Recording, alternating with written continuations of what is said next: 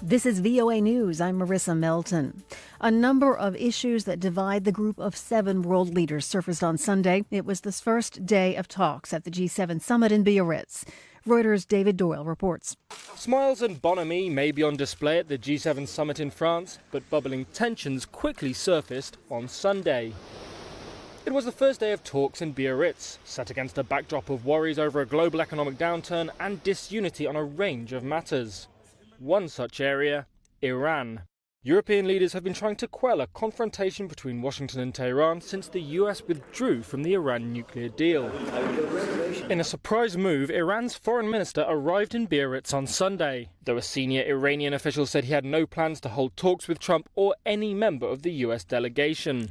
That's Reuters David Doyle reporting. Hong Kong police drew their guns Sunday night after protesters attacked officers with sticks and rods. They also used water cannon trucks for the first time, an escalation in the summer-long protests.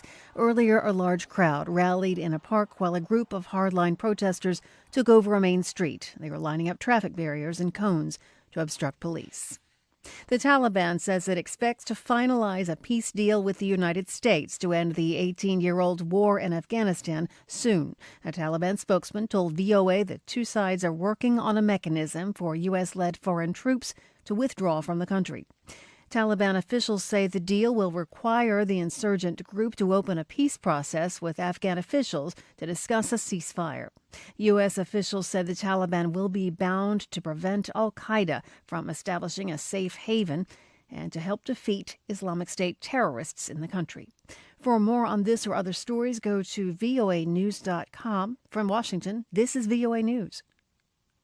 Heavy rainfall and flash floods have killed 62 people in Sudan and left nearly 100 injured, the official Suna news agency reported on Sunday. Sudan has been hit by torrential rains since the start of July, affecting nearly 200,000 people.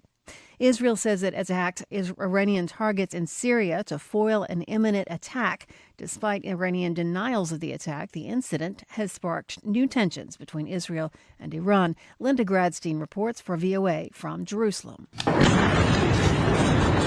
It's rare that Israel takes responsibility for airstrikes on Iranian targets in Syria, although Israel is believed to have carried out hundreds of these attacks over the past few years. But this time, Prime Minister Benjamin Netanyahu took credit in a tweet that praised the army's major operational effort and said that Iran had planned to send killer drones with explosives into Israel. He warned Iran that it had no immunity anywhere. The Syrian Observatory for Human Rights reported that 5 people were killed, including 2 fighters from the pro-Iranian Lebanese Hezbollah organization. Linda Gradstein for VOA News, Jerusalem. North Korea says it has test-fired a new type of developed rocket launcher. AP's Charles de Ledesma has more. The North says leader Kim Jong-un supervised the trial of a super-large multiple rocket launcher, another demonstration of the North's strategy ahead of a possible resumption of nuclear talks with the US.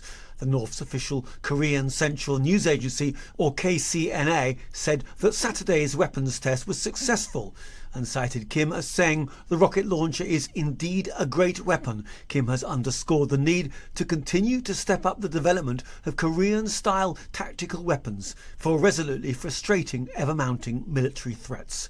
I'm Charles de Ledesma. A former Republican congressman is launching a challenge to President Trump for the 2020 Republican presidential nomination. AP's Tim McGuire has that story. Conservative radio host and former Republican Congressman Joe Walsh says he's running against President Trump because he fears what would happen should Trump win a second term. I think the country can survive Trump's 4-year tantrum. But you give this guy another 4 years in the White House? Walsh tells ABC this week that Trump is unfit. He's nuts. He's erratic. He's cruel. He stokes bigotry. He's incompetent. The radio host, who served 1 term in the House, joins former Massachusetts Governor William Weld as Republican challengers to the president. Tim McGuire, Washington. And I'm Marissa Melton. You're listening to VOA News.